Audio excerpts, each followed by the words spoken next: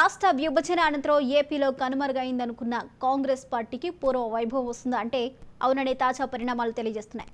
రాష్ట్రంలో కాంగ్రెస్ పార్టీ గెలుపు గుర్రాల వేటలో పడింది. దీనికోసం రాష్ట్రంలోని 175 అసెంబ్లీ నియోజకవర్గాలతో పాటు 25 పార్లమెంటు సెగ్మెంట్లలో పోటీ చేసేందుకు దరఖాస్తులను ఆహ్వానించింది. ఈ దరఖాస్తుల ఆహ్వానానికి భారీ స్పందన లభించింది. ఈ దరఖాస్తులకు మరొక రోజు గడువు ఉండగానే ఇప్పటి వరకు రాష్ట్రంలోని 175 అసెంబ్లీ స్థానాలకు 793 మంది దరఖాస్తు చేసుకోగా 25 పార్లమెంటు స్థానాలకు 105 మంది ఆశావాహులు తయారయ్యారు. దరఖాస్తులకు ఆశావాహుల మధ్య పెరగడం కాంగ్రెస్ ఎదుగుదలకు సంకేతంగా రాజకీయ విశ్లేషకులు అభిప్రాయం వ్యక్తం చేస్తున్నారు.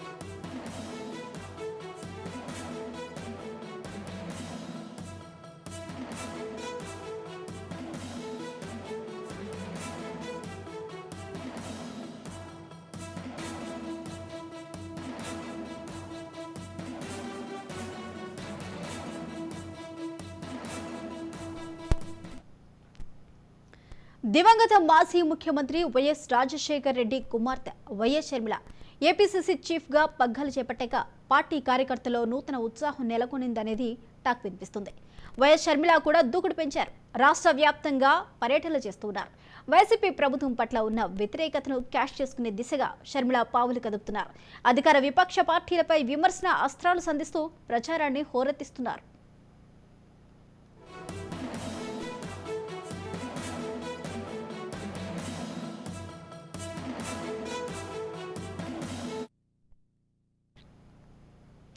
వైసీపీ అసంతృప్తి నేతలు కాంగ్రెస్ గూటికి వచ్చేందుకు ప్రయత్నాలు చేస్తున్నారు. ఇప్పటికే కొందరు వైసీపీ నాయకులు కాంగ్రెస్ తీర్థం పుచ్చుకున్నారు. మరికొందరు టచ్లో ఉన్నట్లు సమాచారం. ఇక ఈ క్రమంలో వైసీపీ ప్రభుత్వానికి వ్యతిరేకంగా టీడీపీ జనసేన కూటమితో ఎలాంటి విభేదాలు లేకుండా వ్యూహరచన చేస్తున్నారు. అయితే కాంగ్రెస్ ఒంటరిగా ఎన్నికల బరిలోకి దిగుతుందా, పొత్తుల కోసం ప్రయత్నిస్తుందా అనే అంశాలు పక్కన పెడితే మొత్తంగా రాష్ట్రంలో కాంగ్రెస్ కు పూర్వ వైభవం తెచ్చేందుకు షర్మిల సాయశక్తులా పాటుపడుతున్నారు.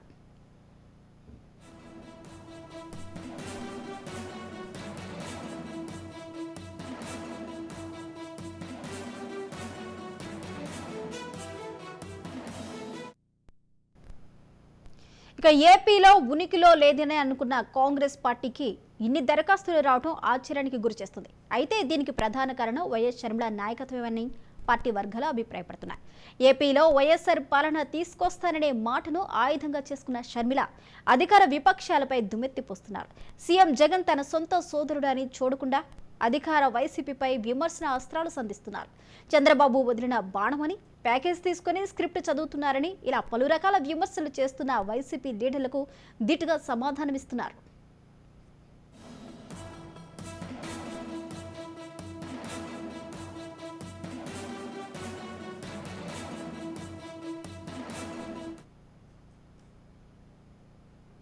ఇంతకుముందు రాష్ట్రంలో పర్యటించిన అనుభవాలతో రాష్ట్రమంతా కలయిదిరుగుతూ అధికార పక్షం తీరును ఎండగడుతున్నారు. రాష్ట్రంలోని వైఎస్ఆర్ అభిమానులు, పార్టీ కార్యకర్తలు షర్మిల ఎక్కడికి వెళ్తే అక్కడ బ్రహ్మరథం పడుతున్నారు. దీంతో రాష్ట్రంలో కాంగ్రెస్ పార్టీకి పూర్వ వైభవం వస్తుందని రాజకీయ విశ్లేషకులు అంటున్నారు. ఇక ఈ దరఖాస్తుల సంఖ్య చూశాక కాంగ్రెస్ నుంచి పోటీకి ఎవరు ముందుకు రారన్న అధికార పక్షం నేతలు నోళ్లకు తాళం పడ్డట్టయింది.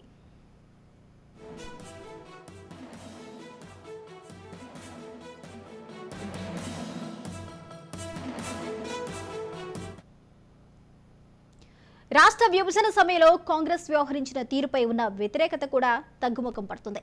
అప్పటి పరిణామాలను రాష్ట్ర ప్రజలు కూడా క్రమక్రమంగా అర్థం చేసుకుంటున్నారని టాక్ వినిపిస్తుందని రాజకీయ పరిశీలకులు అభిప్రాయపడుతున్నారు.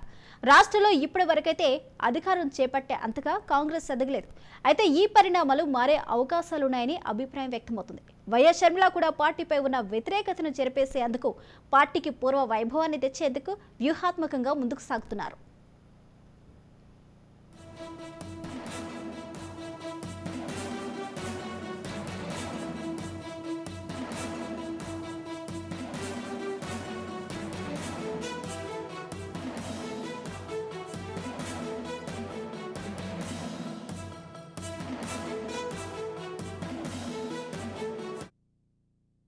రానున్న రోజుల్లోనే కడప నుంచి బెంగళూరు వరకు రైల్వే లైన్ పడాలని రాజశేఖర్ రెడ్డి గారి కల.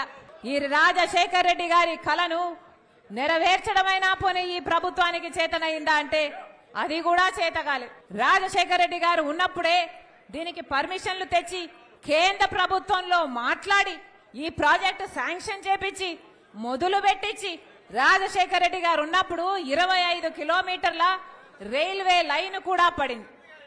కానీ ఆ తర్వాత మళ్ళీ 1 కిలోమీటర్ పడితే ఒట్టు. ఆ తర్వాత విభజన హామీ అన్నారు, నెరవేరుస్తాము అన్నారు. ఆ తర్వాత బీజేపీ పార్టీ అధికారంలోకి వచ్చింది. బీజేపీ పార్టీ చేసిందా అంటే బీజేపీ పార్టీ చేయలేదు. చంద్రబాబు గారు బీజేపీతో దోస్తీ పెట్టుకున్నాడు, పోనీ ఆయన చేశాడా అంటే ఆయన చేయలేదు. అసలు రైల్వే లైనే అవసరం లేదు అని ఈయన లేఖ రాసి ఒక చిన్న రైల్వే లైన్ అడిగాడు అంటే మరి ఇక్కడ ఈ వ్యవసాయమైనా ఈ కార్గోకైనా మార్కెటింగ్ అయినా ఎంత పనికొచ్చేది ఆ రైల్వే లైన్ అంటే ఒక పెద్ద ప్రాజెక్టును ఇచ్చేసి ఒక చిన్న ప్రాజెక్టును కావాలని అడిగితే ఆ చిన్న ప్రాజెక్టు కూడా అసలు ఇంతవరకు శాంక్షన్ కాలేదు, ఇంతవరకు జరిపించుకుంది లేదు. ఇది ఎలా ఉంది అంటే మట్టి బిందెను తీసుకొని బంగారు బిందెనిచ్చినట్టుంది. ఇది కాదా చేసింది జగనన్న గారు బీజేపీతో దోస్తీ పెట్టుకున్నారు. బీజేపీతో మీకున్న దోస్తీని, మీకున్న పలుకుబడిని ఉపయోగించి మరి రైల్వే లైన్ ఎందుకు రాలేదో కడప ప్రజలకు జగనన్న గారు సమాధానం చెప్పాల్సిన అవసరం ఉంది. పోనీ స్టీల్ ఫ్యాక్టరీ రాలేదు, రైల్వే లైను రాలేదు, పోనీ ఇక ఏ రకంగానైనా మీరు మేలు చేశారా అంటే ఒక్క రకంగా కూడా మీరు మేలు చేయలేకపోయారు. కనీసం అన్నయ్య ప్రాజెక్టులో మెయింటెనెన్స్ కూడా చేయకపోతే, దాని గ్రీసింగ్ మెయింటెనెన్స్ చేయకపోతే ఆ గేట్లన్నీ కొట్టుకుపోతే ఆ వరద నీరంతా వచ్చి 450 కుటుంబాలు ఇల్లు కోల్పోయాయి. 40 మంది ప్రాణాలు కోల్పోయారు. ఎంతమంది అసలు పశువులు ఎన్ని చచ్చిపోయాయి, ఎంత నష్టం జరిగింది, ఆస్తి నష్టం ఎన్ని వేల కోట్ల జరిగింది.